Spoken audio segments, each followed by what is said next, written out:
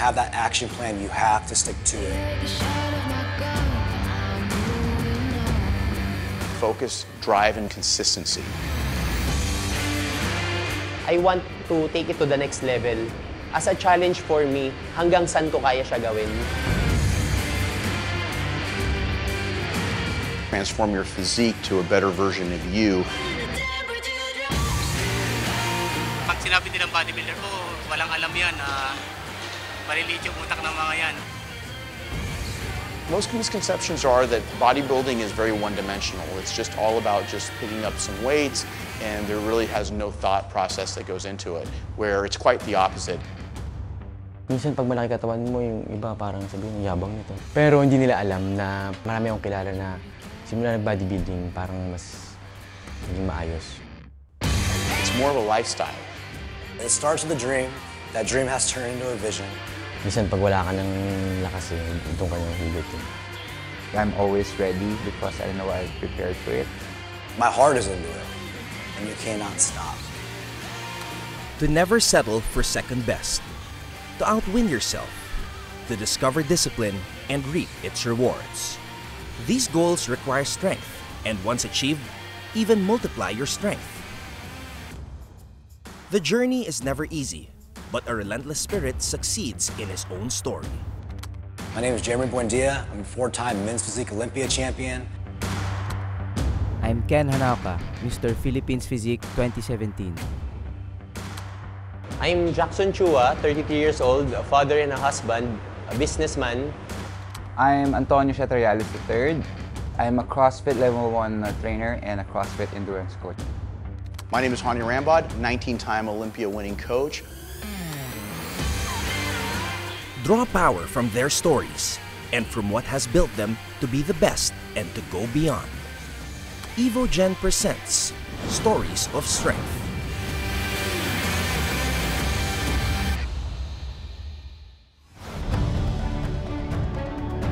Up next on Stories of Strength.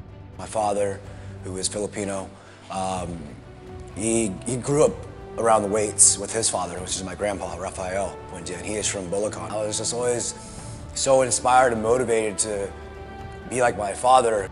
What motivates me the most is knowing that there's so many people out there that have the lack of information and they have the lack of knowledge, that if they had the proper information, they had the proper products, that they would see so many more results.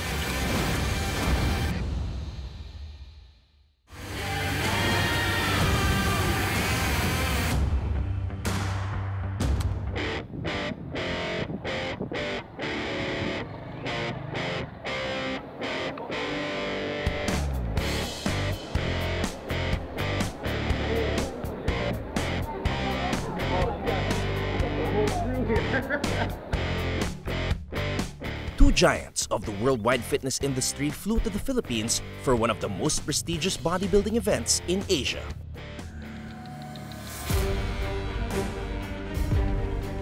Few bodybuilders can claim to have reached the pinnacle of the sport.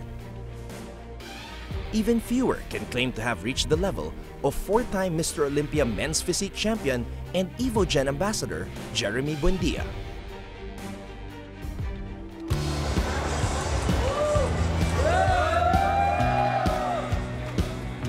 A proud Filipino-American, Jeremy Buendia is a pioneer in the sport, and his success story shines as a beacon for aspiring bodybuilders in the country. I want to thank you guys from the bottom of my heart for supporting me and believing me, and giving me some amazing platform to represent all of you. It's mind-blowing to me. Very humbling. You know, it makes me feel good because, you know, I've been able to make an impact on people in a very positive way. I've given these guys hopes, dreams, ambition, inspiration. Jeremy's bodybuilding journey began at an early age, influenced by his family of bodybuilders. My father, who is Filipino, he grew up around the weights with his father, which is my grandpa, Rafael Buendia, and he is from Bulacan. I was just always so inspired and motivated to be like my father because I was so infatuated with how big my dad's arms were all the time. My dad was always a buff guy. So it was really cool. And, you know, when I got into bodybuilding, you know, it was something I just felt like it was part of me. Jeremy's road to a successful career was paved with difficulties and sacrifices, all part of his pursuit of greatness. It was difficult because I grew up in a city where, bodybuilding wasn't even really apparent. And it was tough because nobody really understood the sport. I would go to school and I had all my meals with me. I'm sitting in class eating rice and chicken or fish, stinking up the classroom with tilapia, and my teachers would get mad at me. The kids would make fun of me, and it was a lifestyle that I stuck to, and it was something that I had, my mind was set on it already, so the outside noise didn't affect me. Real champions, we don't have comebacks, we overcome setbacks. My collection isn't done yet, you guys, I'm still collecting.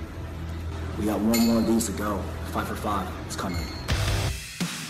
Now, Jeremy is ranked #1 worldwide in his category with 4 Mr. Olympia titles, which are considered the highest prize in the world of competitive bodybuilding. It's my desire to stay on top. I want to keep improving myself. I have an obligation as a champion now, and nobody outworks me. There's not going to be, you put me in a room with anybody, and I don't care who they are, I will make sure that I will work harder than them. And that's just the mentality. It doesn't matter. You could say that too, and you can share that same mentality. It's not a mentality of cockiness. It's a mindset that everybody should instill within themselves, is that nobody's going to outwork me. I have millions of fans that look up to me and aspire to be like me. And my actions and things that I do influence their actions in their everyday life. Jeremy attributes much of his success to Evogen and its founder, Hany Rambod. I would have been lost. I wouldn't be where I was if Hany didn't help sculpt and mold me into the man I am today. I was lost when he signed me. And he managed to, show me the way on the stage, off the stage, in business, and in life. And that's something I'm forever in debt to him for.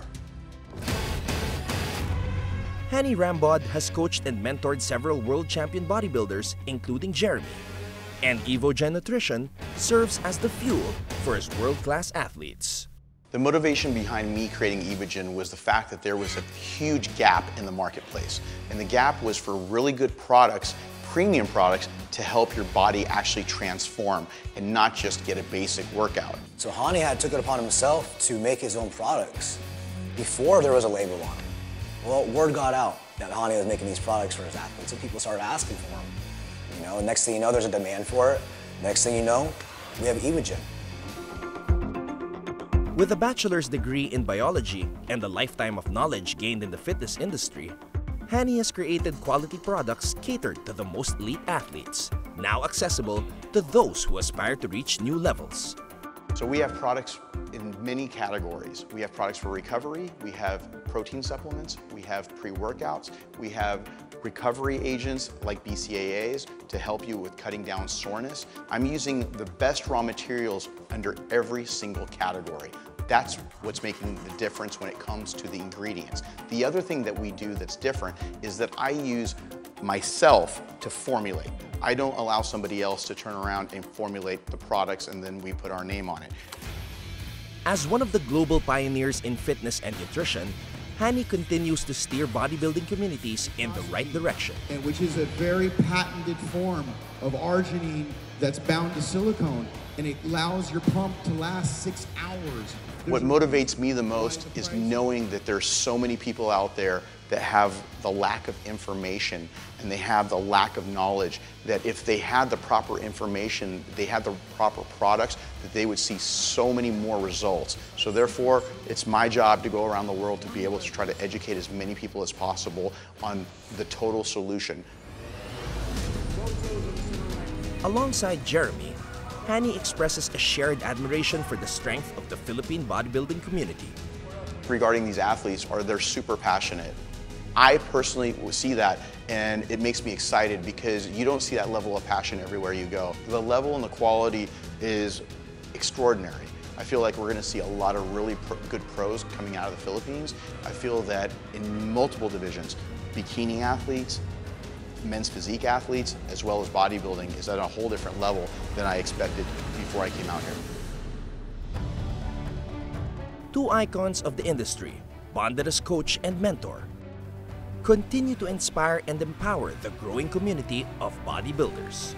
The advice I can give to the next generation of Filipino bodybuilders is to listen to the experts, the ones that have a proven track record. Get that information regarding training, nutrition, supplements from those people because they have a proven formula and a track record. It starts with a dream. That dream has to turn into a vision. That vision's got to turn into an action plan. And when you have that action plan, you have to stick to it consistently, and you cannot stop. The work you put in is going to be the results of your success.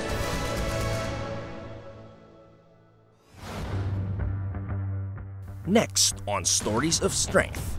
Sinayos ko na yung sarili ko, sabi ko, parang mananalo ko dito. If you want to be fit, the only person that can help you is yourself. Lumaki ako ng lumaki hanggang nagbalon ako 365 pounds. Parang naging gradual din muna yung pace ko. Talaga nag-focus ako ng diet, nag-focus ako sa discipline.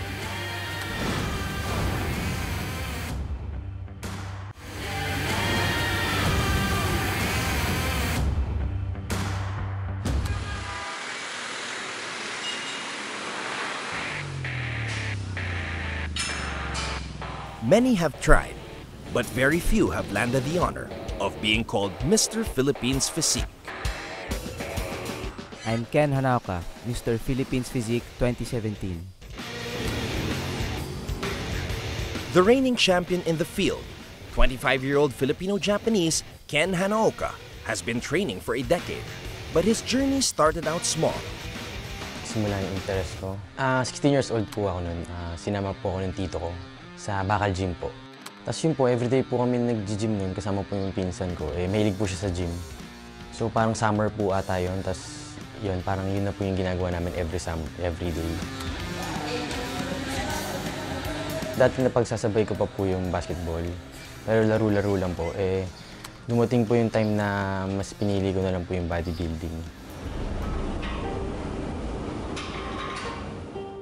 Aside from his uncle, Ken looked up to people at the gym who embodied the hard work, determination, and the lifestyle he wanted to live. At 17, Ken discovered how he could gain a real sense of direction through bodybuilding. Before kasi nung nag-aaral pa ako, parang puro kaligayahan yung hinahanap ko eh. So, nagbulakbul ako, nagkakatawa ng class. Parang biglang naisip ko, parang hindi ko makita yung direction ko kung saan ako Nung nag-start ako nag-compete, parang bigla akong, parang nagkaroon ng direction yung buhay ko. Siguro in the future, tatapusin ko yung pag-aaral. Parang gusto ko about nutrition eh, parang nutritionist.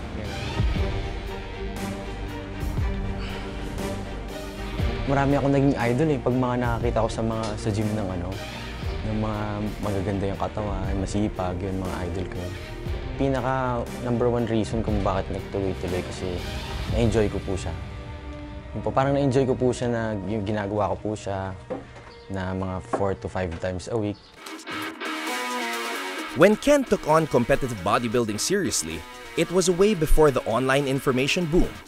Knowledge trickled down with every session at the gym, and every day was a chance to break down a chain of myths about being a gym rat. Dati hindi pa kasi uso yung internet eh, so ang source mo lang ng mga knowledge is yung mga trainers sa gym and yung mga kasama mo sa gym. So doon mo na rin matututunan yung mga iba't ibang bagay sa gym, so hindi rin lahat tama. Meron din mga mali ako natutunan. Kagaya ng mga form, mga techniques na mali. O yun, lalo na sa pagkain, marami kang matututunan na mali sa gym. Minsan walang backup ng science, lalo na dito sa atin sa Pilipinas. Parang old school na yung mga techniques natin dito. Pero ngayon, okay naman kasi nag-i-improve na. As he got older, Ken embarked on more days for weightlifting. While he had less time to spend with his family and friends, his training time paid dividends in other ways. Dati nung newbie ako, ayoko talaga mag-miss ng workout eh. Lalo na pagka 2 days straight ako nakamiss. Gusto ko yung third day, mag-workout na ako. Marami nagsabi, may potential ka, may potential ka. Tapos yung trinay ko, doon na ako nagsimula ng competitions. Tita ko, mama ko, nung una ayaw nila eh, tama ka na magpalaki ng katawan, parang gano'n. Parang daw akong halimaw, parang gano'n. Parang hindi raw bagay sa akin, sabi niya.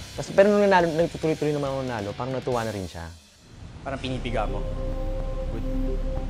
Because of his dedication, Ken also became a fitness trainer on the side to support his growing interest in the sport.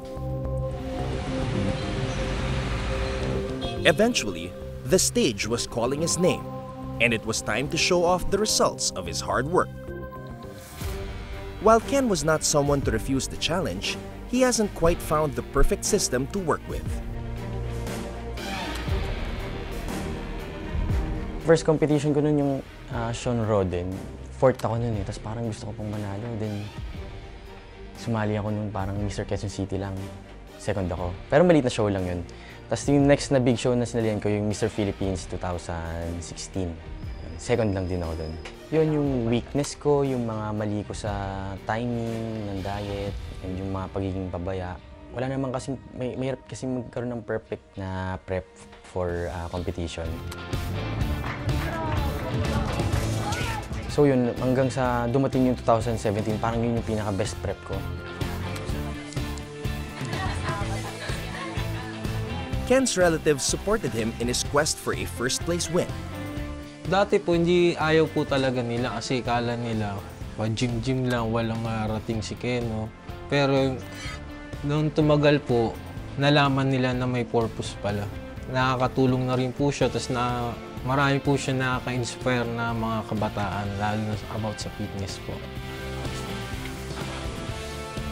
Art has been training with his cousin Ken for a while now, and they both have been positive influences on each other when it comes to their bodybuilding careers. 2017 became his year. He learned from his mistakes and accepted his limitations. He finally found the routine. Sinanay ko na yung sarili ko, sabi ko, parang mananalo ko dito. Daw nag-cheat. Yun, yung mga before ko kasi may mga cheat meals ako nun eh. Na parang pag nakita ko maganda yung katawan ko, sabi ko, ay kaya ko pa ito, mag-cheat ako. Tapos yun, tapos nung Mr. Philippines ko, sabi ko, kunin ko na to this time. Kahit anong mangyari, hindi ako mag-cheat. Kahit na wala ka na sa gym eh, kailangan, ano pa rin eh, tuloy-tuloy pa rin yung, kumbaga yung kain mo, yung tulog mo, parang lahat ng lahat ng ginagawa mo, counted sa magiging result mo sa competition. Kaya mahirap siya.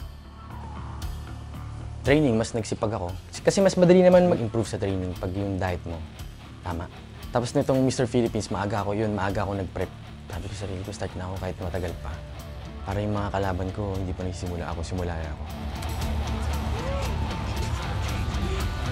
Ken was crowned 2017 Mr. Philippines. It boosted Ken's credibility in his bodybuilding circle and made him the go-to person for tips and tricks to get that edge on stage. Marami ng mga co-competitors na nagpapaturo sa akin. Yun, dami nag-email sa akin. Siguro kasi nakita nila yung progress. Tapos yun, mas nakikilala ka internationally, like yung sa mga taga-Hong Kong. Inaabangan na pala nila ako dati sa competition. So, nakakatuwa rin. Ken vows to stick to the strict health and training plan that led to his victory. It's a combination of intricate calorie counting, scheduled meals, and supplements to help him rebuild his body. Pag competition prep yun, pagkagising ko, inom ako nung BCAA, amino acids, bago ko mag-fasted cardio. Then after nun, yun, kainin ko na yung oatmeal ko na may kasamang whey. Parang yun yung pinaka-best meal sa akin lagi pagka naka-prep na. Parang yun na yung pinaka-breakfast ko, tapos may eggs ako para fat source. Second meal ko, yun na yung solid food na, chicken with carbs. Tapos after nun, pag magte-train na ako, inom na ako ng pre-workout. Tapos mag-gym na ako yun. Dala ko naman dun yung intra-workout ko na, yun yung amino acids. Tapos yun, after nun, inom ulit ako ng whey after ng gym. Kasi nga, yung whey protein, mabilis siya ma-absorb ng katawan natin. Wala na whey isolates, mga ganun. Ken explains, Evogen's line of proteins and supplements fuel his dreams on and off the stage. And when the spotlight hits him, he's confident he can take on anything. Mabilis repair ng katawan ko, mas nakapag-workout ako the next day, mas nakapag-workout ako ng buong week, parang mas nakakompleto ko. Pagka regular yung intake ko nun. Dati nung simula ko, pag may supplement ako, parang mas determinado ako mag-workout. Dati nung estudyante pa lang ako, mahal yun eh. So parang hindi ko sasayangin yun, yung time na nabili ko yun. So, pag nakatake na ako isa nun, gusto ko regular na yung training ko nun. It's not supposed to be easy or simple. That's what Ken always tells his students at the gym. Bago ka mag-supplement, kailangan yung nutrition mo, number 1. Parang nagiging wala rin kwenta yung supplement mo kung hindi on point yung diet mo.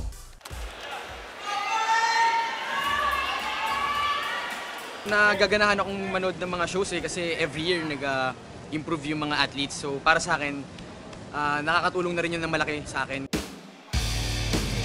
As the industries of the world embraced the information stage, Ken was glad science and technology takes a center stage in the fitness industry. More people had access to credible information, which broke down myths and led to a fiercer competition among bodybuilders. Mas okay na nag-evolve na yung fitness industry dito eh. Na habang tumatagal, mas dumadami yung nagko-compete, marami yung nagiging fit. Para mas marami nakakita, mas maraming chance na yung mga iba magkaroon din ng healthy lifestyle.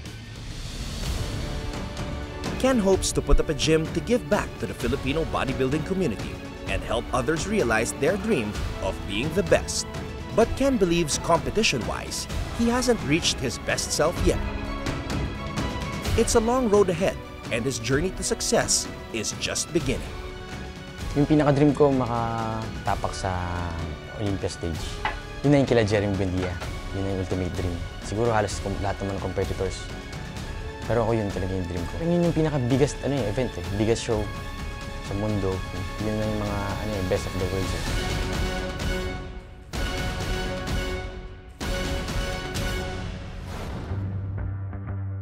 Coming up on Stories of Strength.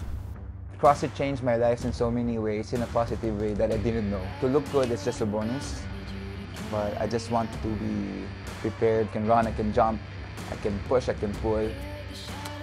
The hardest part for me is yung start siya. Kasi number 1, ang hirap mentally, yung will na factor mo, dyan papasok. Kung talagang gusto mo, you have to do it.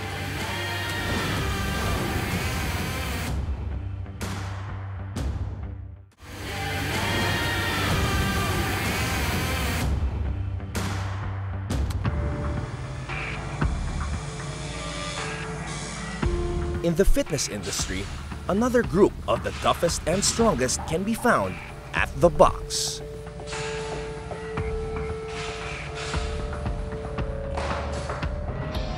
The creative workouts of CrossFit tend to bring out the beast mode in some fitness buffs. And while some are content to do basic training, some, like Anton Sietereales, have decided to dedicate their lives in pursuit of the best version of themselves.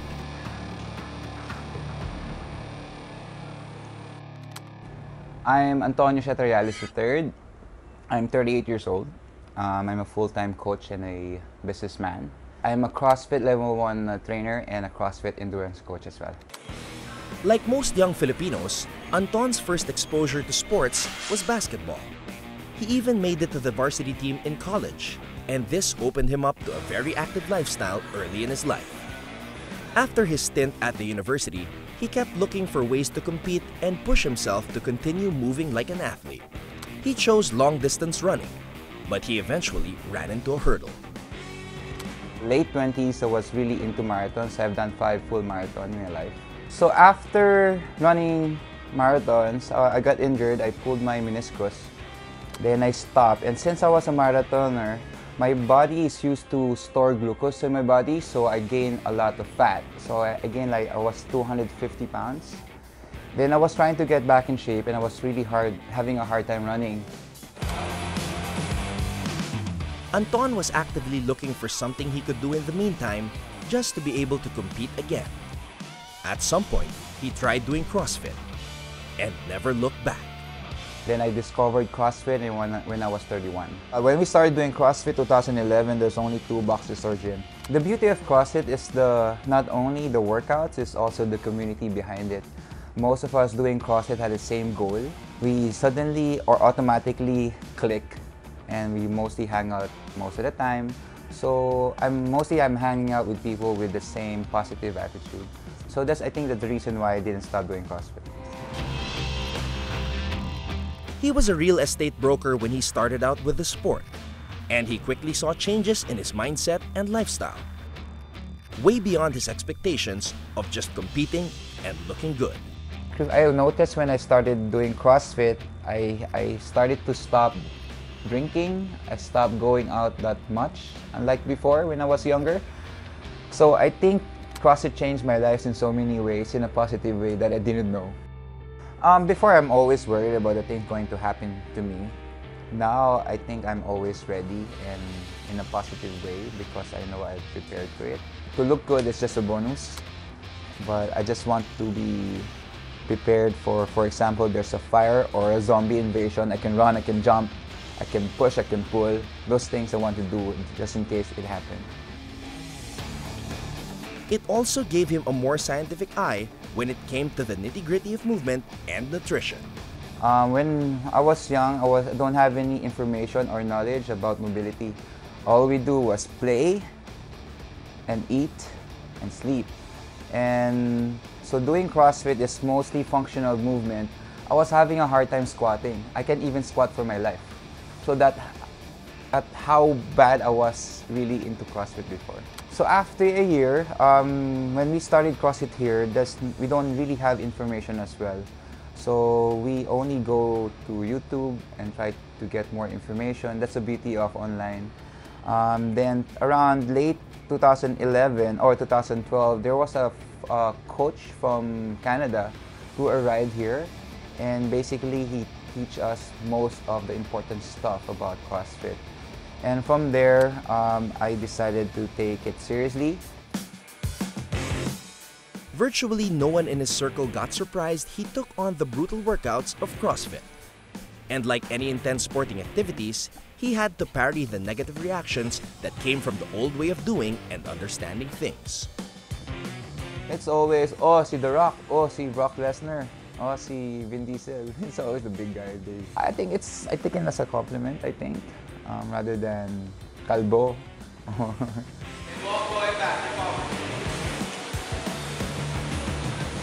I think the only negative part that was injected to CrossFit here in the Philippines is it was really intimidating. In reality, CrossFit is for everyone.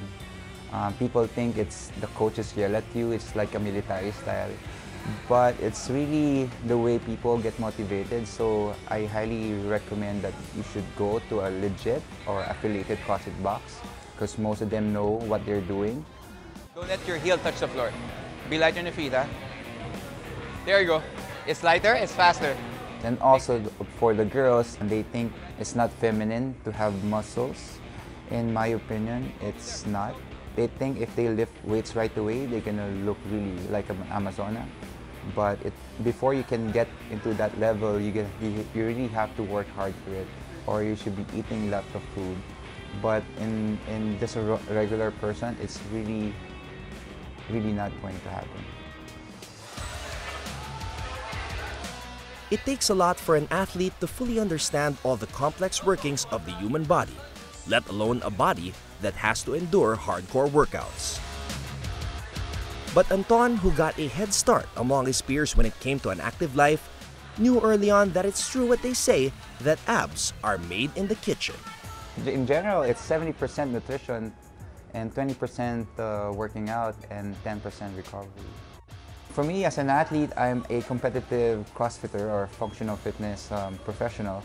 I really have to focus on the things that makes me recover. So, for example, rule of thumb, right after working out, you depleted your carbohydrates, so I need to intake carbs right away. And in my experience, it's really hard for me to eat right after working out.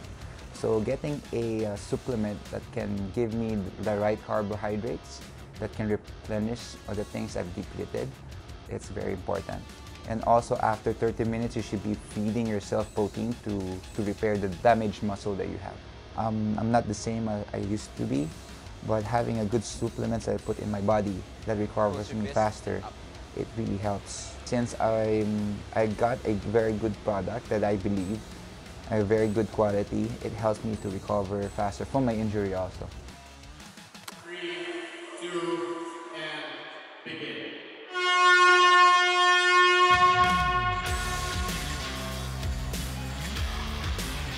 With Evogen, Anton found the right fuel for his body, which took him further inside the CrossFit world than he ever thought possible.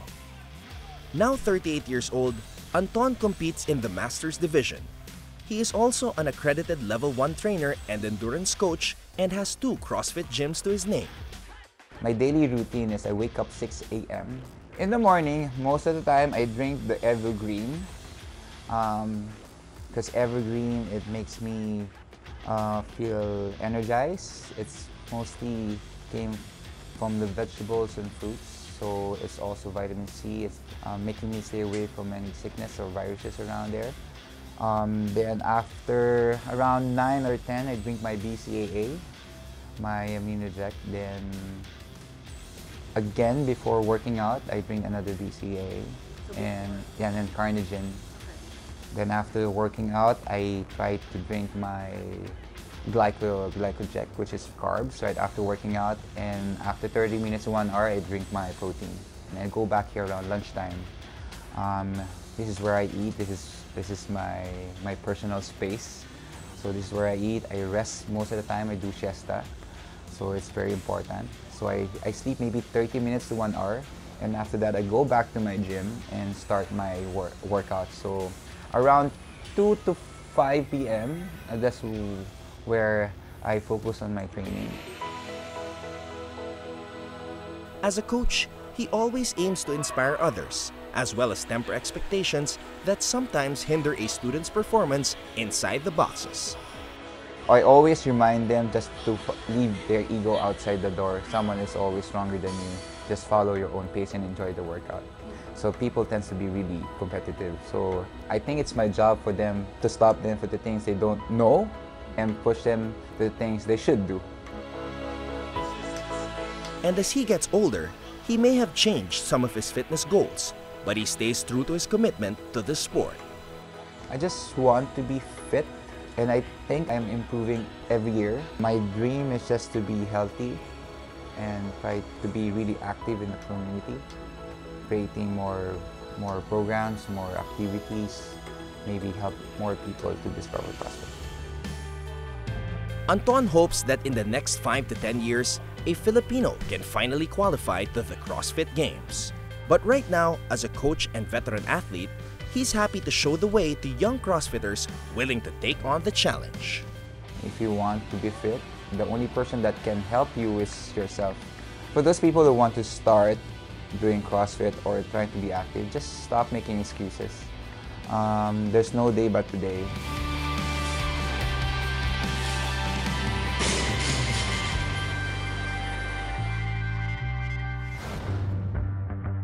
Up next on Stories of Strength. Lumaki ako ng lumaki hanggang nagbalon ako 365 pounds. Nakaka-start na ako ng makaramdam ng kung ano-anong mga sakit sa katawan. Darating din yung time na parang magsisisi ka talaga. Sabi ko, mag-workout na ako, magpapapawis na ako. So umpisa, basta target ko lang is to lose 10 pounds. Maganda rin yun na hindi ka mabibigla. Para may goal ka, pag na-achieve mo yung goal mo, then you'll have another goal.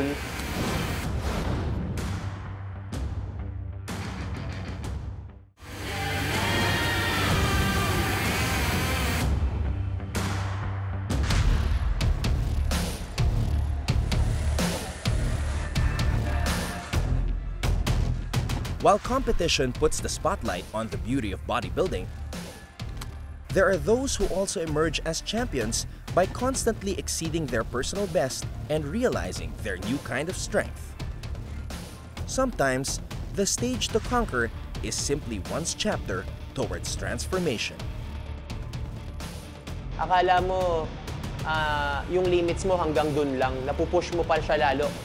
Hanggang dun sa hanggang kayang-kaya mo talaga. I'm Jackson Chua, 33 years old, a father and a husband, a businessman, and I've been into bodybuilding for 2 years now.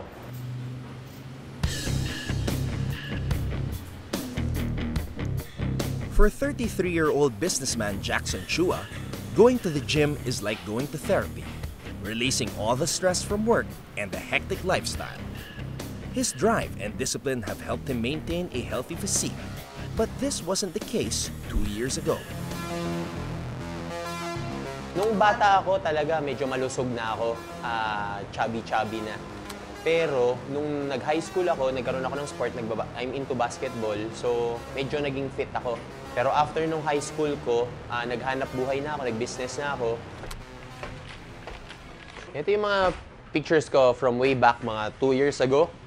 Kasama yung mga iba-ibang mga clients namin, mga sa fair namin. Ang dami mong na-encounter everyday, iniisip na wala ako sa sport. So parang lumaki ulit ako kasi everyday nagiging outlet ko kumain, pantanggal ng stress sa trabaho. So yun, lumaki ako ng lumaki hanggang nagbalon ako 365 pounds. May mga time na pag bumili ako ng mga damit, hindi nakasya sa akin, wala nagkakasya sa akin.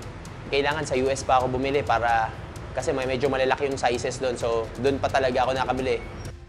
Pag nakikita ako ng mga friends ko na alam naman nila na hindi ako ganun kalaki, tapos nakita nila ako, pag sobrang taba mo, minsan parang stressed ka na hindi mo, parang pinabayaan mo rin yung sarili mo. Aside from feeling conscious about his physique, Jackson started recognizing the consequences of ignoring his health. Aside from eating kasi, malakas din ako uminom everyday halos, as mahilig ako sa mga laman loob. So kumbaga mga matataas sa uric acid. So naging madalas na yung attack sa akin ng gout ko.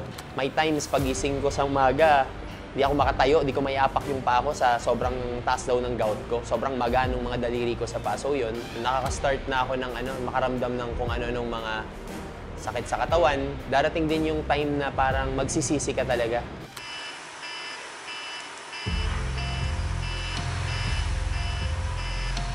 This wake-up call served as his motivation to take that first step. Sabi ko, mag-workout na ako, magpapapawis na ako.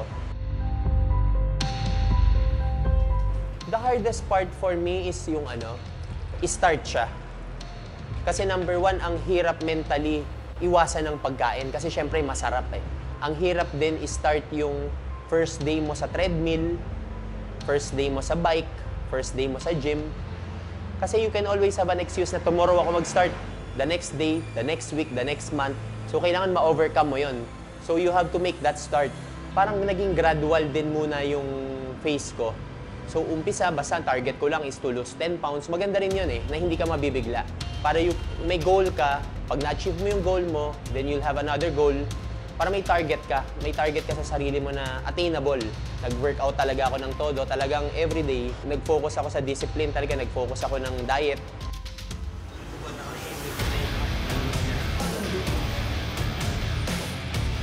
Jackson also gives credit to the people who have given him proper guidance. Actually, maraming sources ng information about fitness, about being healthy and diet, nutrition, supplementation. Pero napakalaking bagay kasi nung talagang tao na mag-guide sa'yo, na may experience. Case-to-case basis din. What works for you doesn't mean na it'll work for me. Yung sa sarili mo, kailangan responsible ka rin na to do your own research. Na tinitingnan mo rin yung sarili mo kung nagpo-progress ka ba. And as Jackson progressed, he also found the perfect formula to help him achieve his goals. Ang hindi alam ng tao, akala nila mag-workout ka, it's enough na eh. Pero with proper food, supplementation, ma-attain mo yung gusto mong goal. Kasi parang fitness talaga, bodybuilding is a game of adjustments. Ang big part talaga ng progress when it comes to bodybuilding is yung supplementation. So dito pumapasok kung ano yung quality ng brand na tinitake mo. Along with Jackson's drive to continue improving, are Evogen's tools, aiding him in every step. Yung liposide IR kasi, ang ginagawa niya, thermogenesis siya. So, I sweat more, mas active ako. So, I burn more calories, I burn more fats. Para si Carnigen naman, ang gagawin niya, yung fats na i-burn mo, instead na tapon lang niya, ang gagawin ni Carnigen, i-convert siya to energy. During my pre-workout, I use EVP Extreme. Lalo na, syempre, buong araw yung activity go, grabe. Yung mag-attend ako sa mga business, tapos nag-fasted cardio pa ako ng mga umaga, nakaka-drain din naman talaga yon. During intra-workout, ginagamitan ko siya ng AminoJect. AminoJect is BCAA, branched-chain amino acids. Kumbaga, which helps me for recovery. Kasi habang nag-workout ka, when you're losing weight, no, or doing cardio, you're not only burning fats, you're also burning muscles. So para ma-retain ko yung muscles, I take BCAA. Post-workout, I usually take 1 scoop Glycoject and 1 scoop Isoject. Glycoject is yung sobrang special na carbohydrate ng Evogen na pampasize ng muscles. Then yung Isoject naman kasi is a premium, ultra premium isolate protein from Evogen. Now fitness has become a big part of Jackson's life. The will to change has led him to his newfound passion of sharing his knowledge to those who aspire to take the next step. Kailangan mo talagang pumili ng good partner, like a good coach, kailangan mo rin ng good supplement brand. Para hindi ka na paikot-ikot, you're not wasting your time on anything else. Kasi syempre every moment counts eh. Every workout day counts. Ito naman mga sportswear, you can see yung fulfillment lang magagawa ko. So every day sa schedule ko, magtatrabaho ako ng morning hanggang hapon, then after work, mag-aano na ako, mag-workout na ako, then after nun, I spend time with my kids, saka sa asawa ko. Pero meron pa palang itataas yung level ng disiplina ko. Na hindi lang sa ibang bagay, sa work or anything, pati sa pagkontrol mo sa sarili mo, sa pagkain mo, anger, patience, lahat eh. Matuturuan ka niya, discipline. Kasi lifestyle siya. More than the personal rewards of getting fit and healthy, Jackson's own story of strength led to one of his biggest achievements. I was able to motivate other people to become healthy and fit also. I've dragged several close people and friends to be fit din, na mag-gym. So, kumbaga, naka-influence ako. That's a good thing for me. Yun yung real accomplishment doon sa nangyari sa akin.